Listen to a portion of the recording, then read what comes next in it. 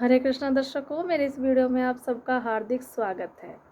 हम सब बहुत सी बातों को कल पर टालते हैं। अरे कल करेंगे, अरे आने वाले समय में करेंगे, नेक्स्ट ईयर करेंगे, नेक्स्ट वीक करेंगे, और ऐसे करते करते हम पूरा जीवन निकाल देते हैं।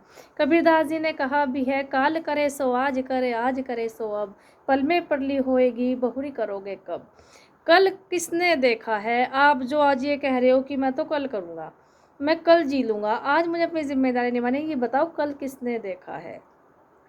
क्या आप इस बात के लिए श्योर हैं कि आज जो परेशानी है वो कल नहीं होंगी?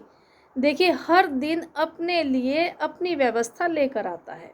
आज का दिन अपनी व्यवस्था के साथ आया है, कल का दिन अपनी व्यवस्था के साथ आएगा, और उस दिन की व्यवस्था के साथ हमें अपनी व्यवस्था का सामंजस्य बनाना होता है। और अगर हम सामंजस्य बना पाते हैं तो हम सक्सेसफुल लाइफ जी लेते हैं, और अगर हम सामंजस्य नहीं बना पाते तो हम अपने जीवन का आनंद ही खो देते हैं। इसलिए आज में जीना ही जीना होता है। कल की कोई गारंटी नहीं, कोई भरोसा नहीं। कई बार मैंने किसी को कहा कि भई आप पूजा पाठ किया करें, भगवान को याद किया करें, तो कहते हैं अरे करेंगे बुढ़ापे में, अभी तो क्या करना है, अभी तो जीवन जी रहे हैं, ज़िम्मेदारियाँ निभा रहे हैं। बुढ़ापे तक आप रहोगे इस बात की क्या गारंटी है? या बुढ़ापा आएगा इसकी क्या गारंटी है? हो सकता है बुढ़ापे से पहले आप चले जाएँ, या हो सकता है जो आपका स्टेटमेंट आज है कि बुढ़ापे में भक्ति करेंगे, वही स्टेटमेंट आपका बुढ़ापे जब आप बुढ़ापे में भी हो कि कर लेंगे, अभी तो बहुत समय है। देखो, ज़िंदगी का कोई भरोसा नहीं है। पता नहीं कितनी सांसें देकर परमेश्वर श्री कृष्ण ने हमें इस धरती पर भेजा है, और उन जो हमारी वो काउंटेबल श्वासें हैं, उनमें ही हमें पूरे जीवन का सार स्थापित करना होता है। हमें आज में जीना चाहिए, हमें आज को बेहतर बनाना चाहिए। एक एक दिन को बेहतर बनाते जाएंगे तो पूरा जीवन बेहतर बन जाएगा। लेकिन हम क्या करते हैं, अरे कल करेंगे, अभी तो बहुत लंबी ज़िंदगी पड़ी है, कर लेंगे। नहीं, ज़िंदगी लंबी आपको लग रही है, लेकिन ज़िंदगी आपको अवसर दे या ना दे, इस बात की क्या गारंटी है। इसलिए सदैव अपने आज में जीते हुए हमें आगे बढ़ने का प्रयास करना चाहिए, और अपने जीवन को सार्थक और सुंदर बनाना चाहिए। हम कुछ बातों को लेकर बहुत परेशान होते हैं, बहुत ज़्यादा व्यथित होते हैं। किसी के घर में झगड़ा हो जाता है, वो परेशान होता है। किसी को पैसे की प्रॉब्लम होती है, वो परेशान होता है। किसी को के बच्चे उससे कहे अनुसार नहीं चलते, तब भी वह परेशान होता है।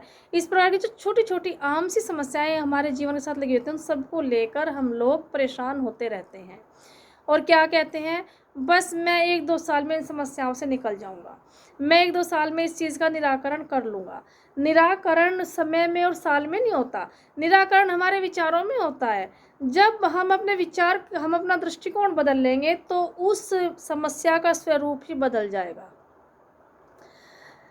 दृष्टिकोण कैसे बदलना है? अगर कोई समस्या हमारे सामने यक्ष रूप में आ जाती है कि अब मान के चलिए कि हमारे बच्चे हमारा कहना नहीं मान रहे, तो हम परेशान होते हैं। भाई बच्चे कहना नहीं मानते, अभी छोटे हैं, 1-2 साल में समझ आ जाएगी। बच्चों को समझाना भी एक आर्ट होता है। जिस तरीके से आप समझा रहे हो सकता है वो तरीका उन्हें समझ नहीं आ रहा हो, क्योंकि अच्छी बातें सबको अच्छी लगती हैं। बच्चे आपके हैं, आपके नहीं सुनेंगे तो और किसकी सुनेंगे? बशर्ते आप में वो टैलेंट होना चाहिए कि बच्चे आपको सुने। बच्चों को इस तरीके से समझाएं कि वो आपकी बात को सुने, बच्चों के मित्र बने, बच्चों से प्रेम से बात करें। अगर आप उनके प्रशासक बनेंगे तो वो आपकी बात नहीं सुनेंगे। और कई बार हम लोग क्या करते हैं, बहुत लंबा चौड़ा भाषण अपने बच्चों को दे देते हैं, तुम्हें ऐसे करना चाहिए, तुम्हें ये करना चाहिए, और वो पूरा भाषण एक प्रेशर के सिवाय हमारे बच्चों को और कुछ भी नहीं देता। इसलिए अपने बच्चों को टुकड़ों में समझाएं, थोड़ा थोड़ा समझाएं, समय समय पर टोकें, समय समय पर समझाएं। जब समय होता है टोकना तब तो हम टोकते नहीं, और जब वो चीज़ें बढ़ जाती हैं तो हम उनको एकदम से समेटने का प्रयास करते हैं, और वही हमारी सबसे बड़ी चूक होती है। अपने बच्चों को निरंतर वॉच कीजिए, और जहाँ जहाँ उनको टोकने की ज़रूरत है वहाँ वहाँ उन्हें टोकिए। उस टोकने से वो संभलेंगे, और अगर आप नहीं टोकेंगे तो वो उनकी जो गलतियां हैं वो विस्तारित होती जाएंगी। इसलिए कोई भी चीज़ कल पर नहीं टालनी चाहिए। अब जैसे प्रॉब्लम आई धन की, हम सोचते हैं हमारे घर में प्रॉब्लम है, हमें पैसे की दिक्कत है, तो पैसे की दिक्कत नहीं होती, हमें दिक्कत होती है अपने खर्च और अपनी इनकम में बैलेंस बनाने की। अगर आप अपनी इनकम और अपने खर्च में बैलेंस बना के चलते हो तो आपको पैसे की दिक्कत नहीं होती। याद रखिए, हर कोई आदमी करोड़पति नहीं होता। इस दुनिया में आने वाले हर मनुष्य का अपना अपना भाग्य होता है।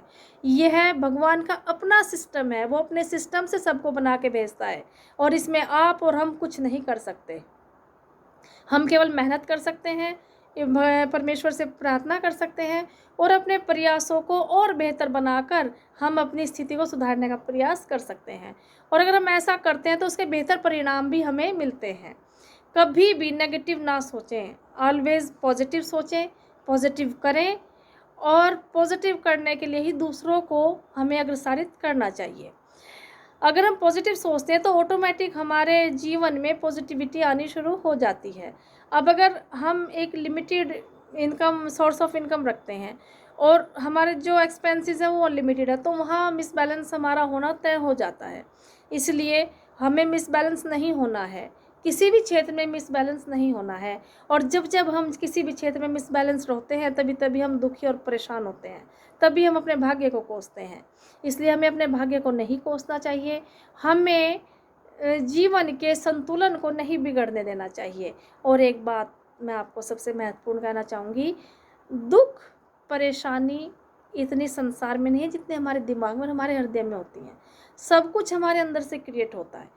हमें अपने आप को इतना व्यवस्थित, इतना संतुलित और इतना संतुष्ट रखना चाहिए कि इन छोटी छोटी बातों का हमारे ऊपर कोई भी इफेक्ट ना आए और हम खुशी खुशी अपना जीवन यापन कर पाएँ।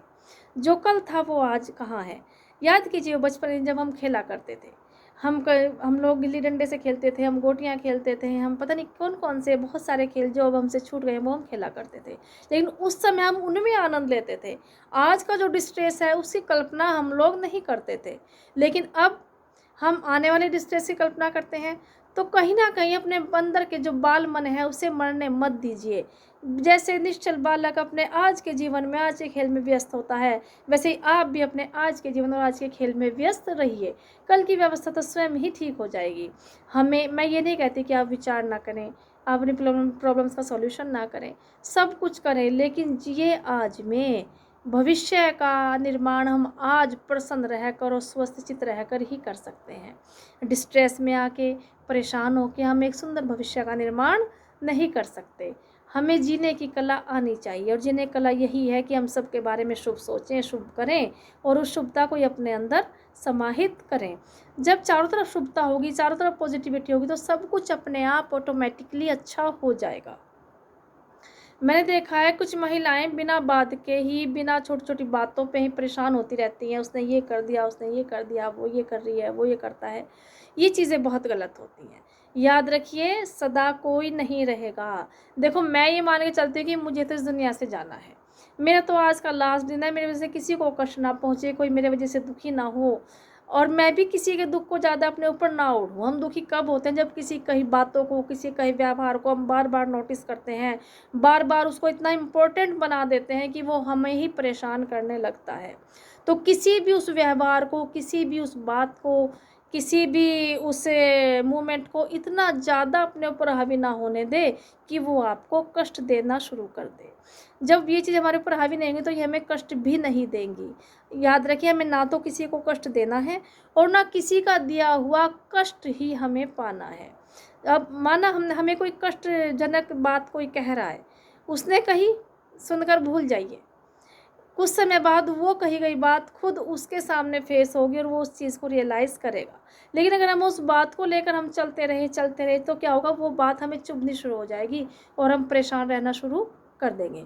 इसलिए छोटी छोटी बातों को बड़ा मुद्दा ना बनाएं, उन्हें वहीं छोड़ें। एक बात और शास्त्रों में लिखा हुआ है कि अगर कोई व्यक्ति आपकी आलोचना करता है, आपकी चुगली करता है, आपकी बुराई करता है, तो जो आपके बुरे कर्मों का फल है वो भी उसी को प्राप्त होता है। आपका भार कम होता है और ये भार उसके सिर पर रखा जाता है। तो जो व्यक्ति जैसा करता है उसको उसके कर्म के अनुसार ही फल मिलता है। मैं तो ये कहूँगी कि जब तक हम दूसरों की व्यर्थ चर्चा करते हैं, व्यर्थ बातें करते हैं, व्यर्थ बातों को नोटिस करते हैं, उससे अच्छा ये है कि हम अपने प्रभु का नाम जप करें, हम अपने प्रभु की सेवा करें, हम भगवान श्री कृष्ण की भक्ति करें।